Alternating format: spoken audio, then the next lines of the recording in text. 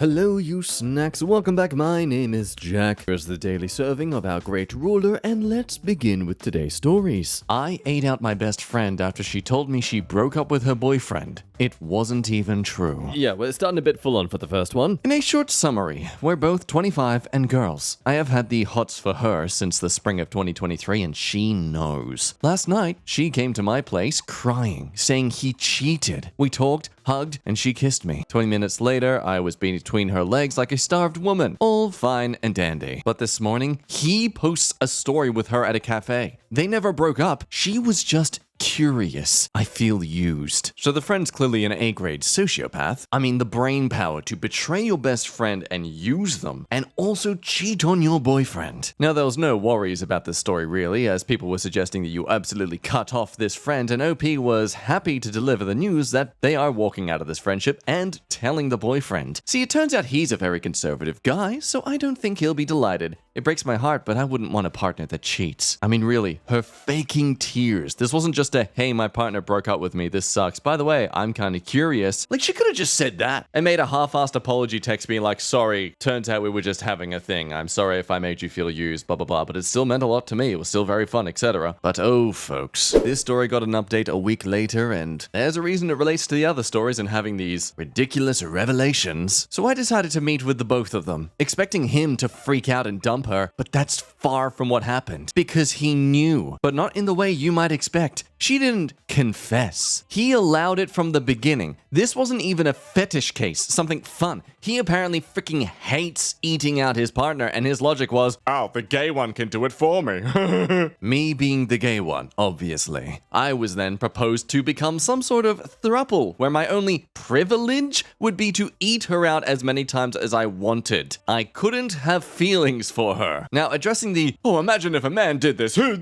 accusations of me eating her out after she cried, I didn't have a reason to expose her back then, but now I'm just gonna go all in. So she has dacrophilia and gets turned on by tears, including her own. I asked her multiple times if she was sure she consented to it, and she nodded desperately while crying her heart out. Her case is so bad that I recall not inviting her to my aunt's funeral because I did not know how she'd behave in a room full of people. I'm not kink-shaming her. To each their own. Nah, mate, if your kink influences you so much that you can't behave appropriately in a room that's a funeral environment, like at that point, your fetish needs therapy. Like at that point, your kink of inducing pain you're a dangerous, violent person at that point. Obviously not dangerous and violent if you get turned on by tears, but like, come on. If you can't make awareness in your own body, or at least control when you're emotionally distraught versus turned on by being sad, it's not healthy. I don't know, man. Is it wrong for me to actually kink shame here? Because I think I wanna. You genuinely can't control yourself? You genuinely can't be self-aware enough to know when tears are because you're horny or versus tears because you are sad for your friend? Look, it's great that the kink isn't like inducing pain onto others, but there's still a little bit of social decorum I feel like you should have to be responsible for regardless of what your little fetish is. I don't know, that's just me though. What do you think? You think it's valid to kink shame? Anyway, continuing on. And as the cherry on top, she met her current boyfriend at a bar while he cried after being dumped. Oh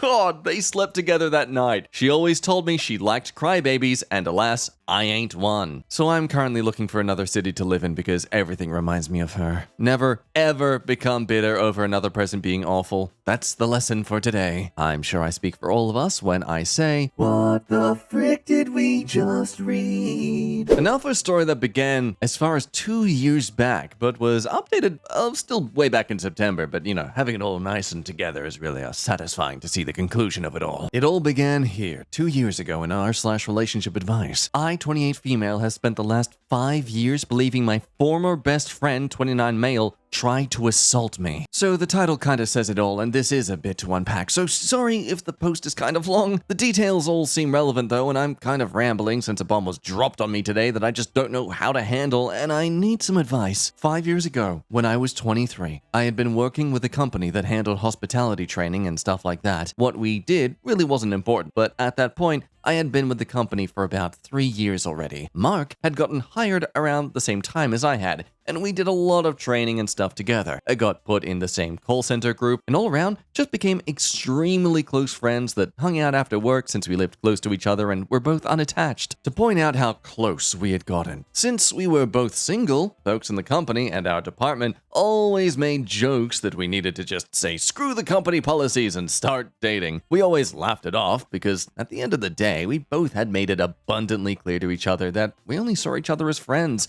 For what it's worth. I don't remember how the conversation came up, but it had, and it was just a strictly platonic relationship. So yeah, we were basically attached at the hip for about 2.5 years when I met Paul, at the time 29 male and currently 34 male, and I began dating him. Paul and Mark got along somewhat fine at first, but a few months into dating, Paul started to get upset if I said I was going to grab dinner with Mark after work, even if Paul was working at the same time since he had his own long hours. For what it was worth, Mark seemed to understand where Paul was coming from and only grabbed dinner with me when I asked him, never prompting it himself. Well, on my 24th birthday, I decided to throw a party at my apartment, and when Paul flaked on helping me get supplies, Mark stepped in and helped, even going out and buying the lion's share of the booze for the party. The party got going and Paul ended up showing up an hour after most of the others were there. After a few hours, most of the people started heading out, leaving a few people sleeping in the living room because they were too drunk to drive, and then Mark, Paul, and myself. Mark insisted I go lay down since it was my birthday, and he knew I was already pretty drunk myself, so it wasn't right for me to clean up after my own party. So I said good night to everyone, and Paul helped me back to the room. And like I said,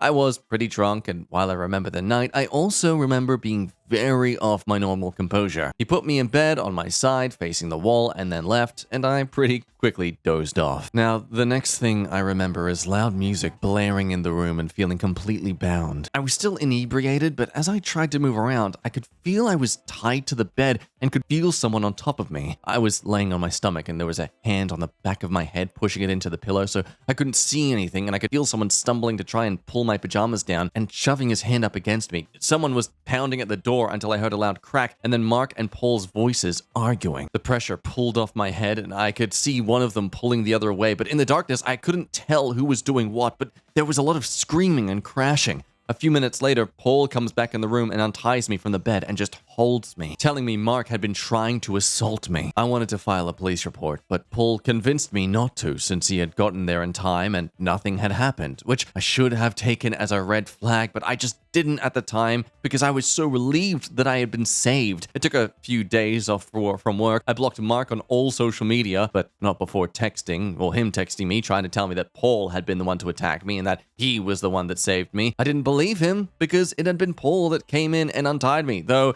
And if Paul had been trying, then why would he do that? Plus, we were dating, and I just didn't want to make any sense to me, so I thought Mark had just snapped or something. I ended up quitting from the company before my time off ended because I had been starting to look at advancement in my career and moving on, so I just decided that was my sign and tried to run away from it all. Paul and I kept dating for about 6 months after that until I caught him cheating on me with a lady from his office. Maybe this should have been a bigger red flag to me too, but I had been trying to distance myself from what had happened. Then life just went on. I got comfortable in my new job, stayed away from getting too friendly with anyone from work, and have never had a close guy friend again. Occasionally, I'd see Mark at the grocery store or around town. Like I said, we had lived close to each other and neither of us moved, and I had never felt the need to since he kept his distance from me completely. And I thought I was mostly over what had happened half a decade ago until I get a notification a few hours ago. Paul had messaged me. I thought that was odd because I had blocked him. He made a new account, but I opened the message up anyway because of curiosity. I don't want to share the whole message because there's a lot of personal details in it, so I'm just going to hit the important details. So according to him, Paul is an alcoholic and has been for years. Even back when we first started dating, he pretty much was always drinking something or looking for an excuse, which likely explains his flaking on providing booze for the party. He was probably trying to get out of his addiction at the time. He got fired from his job for showing up to work drunk and assaulting the receptionist by trying to force his tongue down her throat in the front lobby at 9 a.m. He was in court-mandated Alcoholic Anonymous, and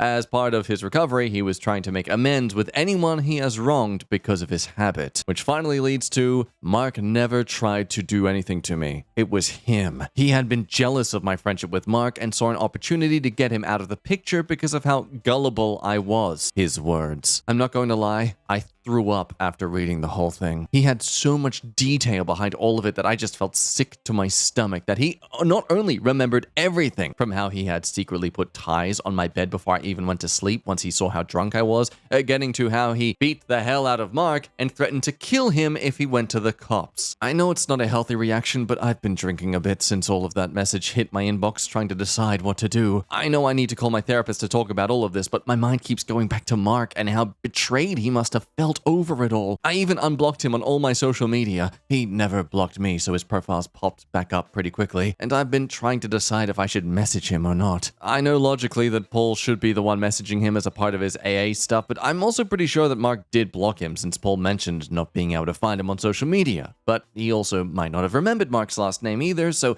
it might be hard to find him. So I guess my question is, should I message Mark? What should I even say?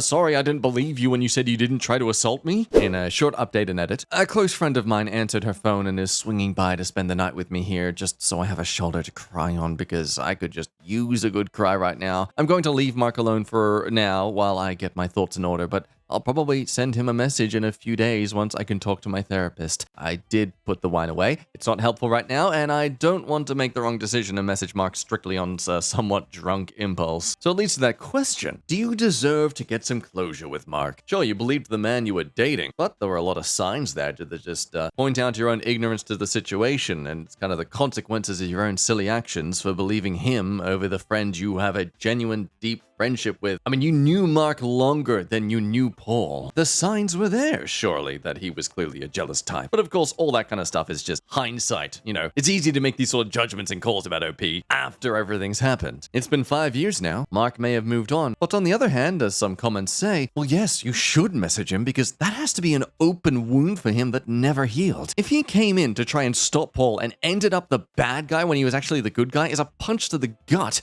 And never being believed about it is a constant pain that never really goes away. Good luck. That Paul guy, I'm glad he isn't part of your life anymore. Wow. Now to this, the OP has admitted that for a short while now, she has been cyber stalking Mark just to see where he's been at and all that kind of stuff. Look, I feel that is an appropriate thing to do in this case, which I know is very weird to say. That's right, kids. Sometimes it's okay to stalk people. Ultimately, with many people also saying that despite you wanting to give him some closure, you should not at all be surprised if Mark just wants to be out of this entire existence between you and him. I mean, it's very true that a lot of people, just like as many say here, there's probably more than a couple people here that think of him as Mark the Grapist, not just Mark. He's likely unfaringly being compared to Brock Turner the Grapist, who's actually now called Alan Turner the Grapist. He changed his name, likely to stop being referred to as the Grapist, the person who got convicted for grape. Well, not actually convicted. He got let go, I'm pretty sure. But yeah, Alan Turner, the Grapist, Alan Turner. Yeah. Now, in case you fear this is a case of someone getting off scot-free for their actions just because, oh, they're sorry. They made a YouTuber apology, so everything's okay now. Well, fret not, because a day later, the OP comes back with a span of answers to many questions left in the comments, including some possibilities that Paul might not be able to get away with this like he might think. To summarize a lot of them, so far they've told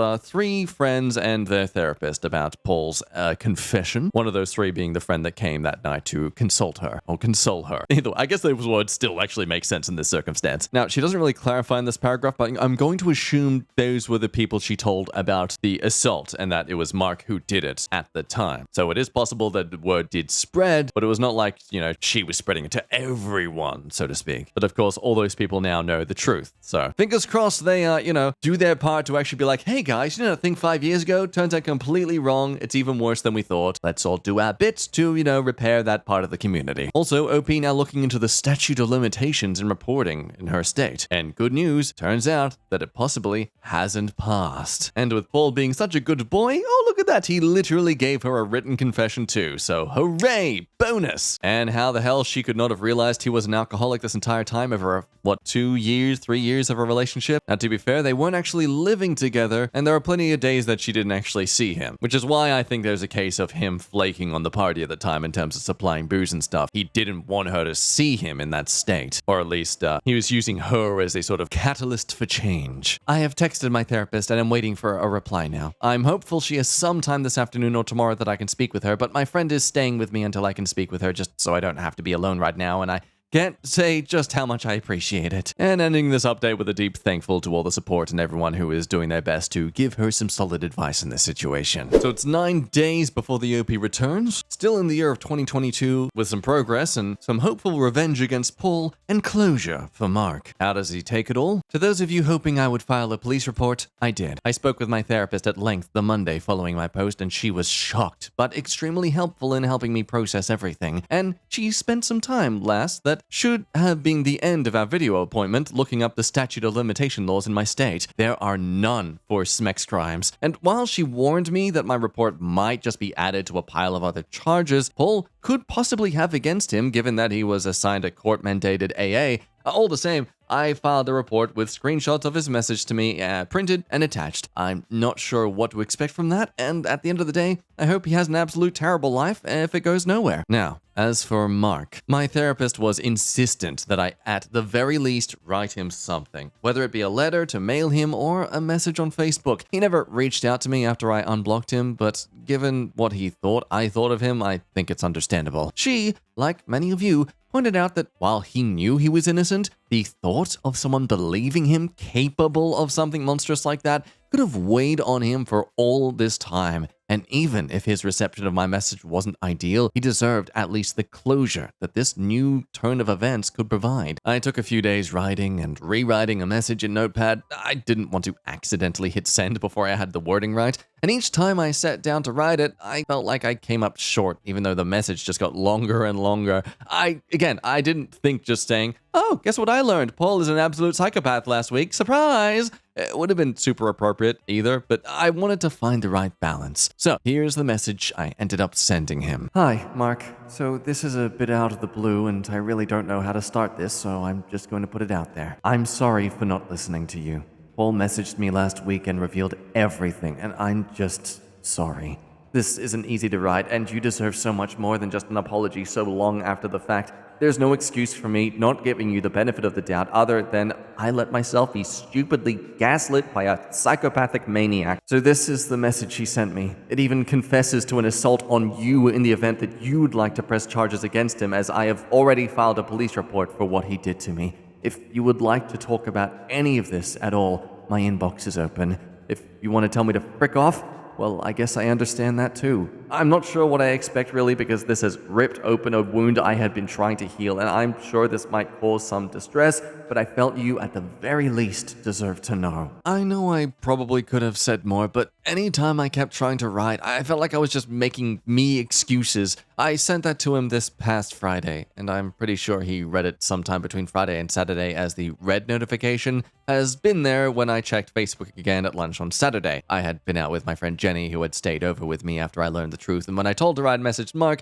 she wondered if he had responded, so I checked. Well, last night at about 6 p.m., my phone dinged, and while I thought it may have been a text from Jenny or maybe my mom, I don't really text or talk to a lot of people, I actually found that Mark had sent me a reply. I wish you would have listened to me back then, but I'm glad you know the truth. I thought that was all he was going to send me when the 3 dots kept going across the bottom of my screen. He was still typing when he sent me pictures as well. They were graphic, and Paul's assertion that he had beat the hell out of Mark did in fact also come with documented proof from him in the form of pictures. Mark went on to explain that he filed an assault report the next day after my birthday, but that the police had warned him against accusing Paul of doing what he did to me given the turn of events and my "don't speak to me again" text I sent him when he tried to explain himself. Nothing had ever come of his police report, and he wasn't even sure why. I mean, neither am I, but he intended to follow up once more today. Mark is still very much the kind person I remember him being, and while I was bracing for him to hold a grudge against me, he instead just expressed his happiness that I finally knew the truth. We exchanged small talk through chat for a little while, but it was nowhere near the conversations we used to have. Mark is actually engaged to a girl he has been dating for about 2 years now. He had apparently never brought any of this up to her until she saw my name flash in his screen with a notification and asked who I was. Now, while some of you expressed concern that my friends had smeared his name, he apparently never heard anything of it. He actually still works for the same company we had both been at just now in a copywriting role for the marketing team. So at the very least, the lack of a police report from me or making a scene at work worked out in his his favor there. I asked if we could keep in touch, even if only with small talk, and he said that he thought that would be okay, though he was a lot busier than he was back then between work and planning his wedding. While I thought that was going to be the end of it, he messaged me a few hours ago to let me know he refiled his police report with the added messages I had sent him, and that if I'd be open to it, he'd like to meet for coffee with his fiancée in tow and a friend of mine if I felt more comfortable doing it that way. Now, I'm not really sure if that's an entirely good idea, but I shot Jenny a text to see what she thinks and if she'd be open to coming with. She said it's ultimately up to me what I decide to do, and she'd be okay with me either way. So yeah, that's the update for those of you who have reached out and asked. So okay, ooh-wee, the tea is brewing. Getting a little Avengers team over here to get back a Paul. Naturally, with this tasty update, it becomes compiled in the Best of Redditor Update subreddit, and this causes OP to come back again to post a little comment in it herself. Quick hello, and thanks to everyone supporting her once again. Mark and I are planning to meet for coffee here this weekend with some added supervision. I think his fiancée is curious of my intentions, which is fair. I have both apologized to him at this point, but also, as many of you pointed out, he deserves a giant thank you too. I know some of you are telling me to leave him alone, but he was the one to suggest meeting, and in all fairness, I owe him at least a coffee, and much more, truthfully. Words cannot stress how forgiving he has been over what has transpired, and though I'm trying not to blame myself for believing the psychopath, it's not as easy as just letting it go. Police reports have been filed against Paul, and I do hope something comes from it. I know he's in AA, and some have messaged me saying I'm a monster for airing this out when he's trying to better himself. But seriously, I got at least 5 DMs to that tune. But frick that, the stuff he did to me does not get absolved just because he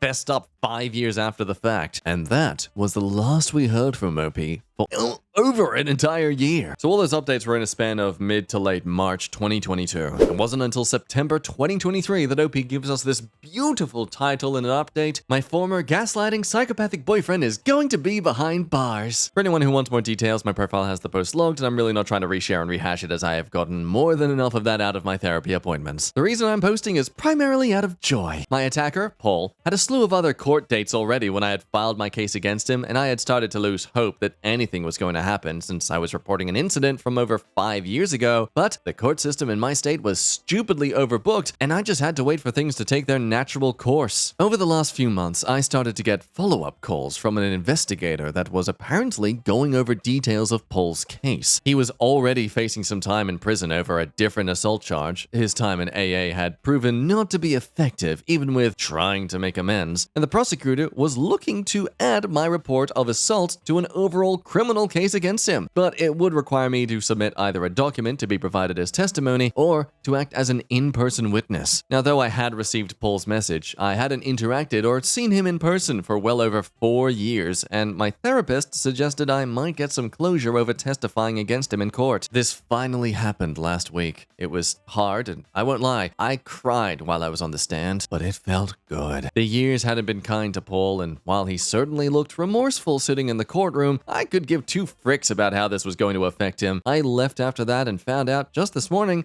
that between his various cases, he's going to prison. I'm not sure how long, but I also know he's being added to the SMEX offender database, which is another win as far as I'm concerned. Other than that, life has been going pretty well. I've decided to throw myself into some new hobbies, another suggestion by my therapist, and I've overall tried to just become the best version of myself as possible. My old friend Mark, who had taken the blame for Paul's actions for so long, got married in the middle of last year while he and his fiancée had offered me an invitation. I didn't feel like it was my place to attend. We hadn't been in contact for so long, and I didn't want to have anyone asking me questions on why I was there when I didn't really have any other friends attending the event. We message every so often, but he's got his own life, and it's not my place to intrude on that. I'm just happy that Paul's bullshit never got to derail his life in any huge way outside of the obvious, and basically ending it there. Only really coming back to just share the good news, and honestly, thank you so much for doing so. And as happy of an ending this is, it's also kind of a sad revelation to how in the end, Paul still kind of won. Maybe not the war, but definitely won the battle between OP and Mark's relationship. I mean, yeah, they were attached at the hip for 2 years, and now she's not even going to attend his wedding. Sure, friendships come and go over the years, but this one didn't even get its natural cycle to come to be. Someone here even brings up their own experience that's eerily similar. So years ago, a friend of mine accused my best friend and her girlfriend of being abusive. I wanted to support someone I thought of as a victim, so I cut off the friend. 4 years later, the friend accused me of the same thing.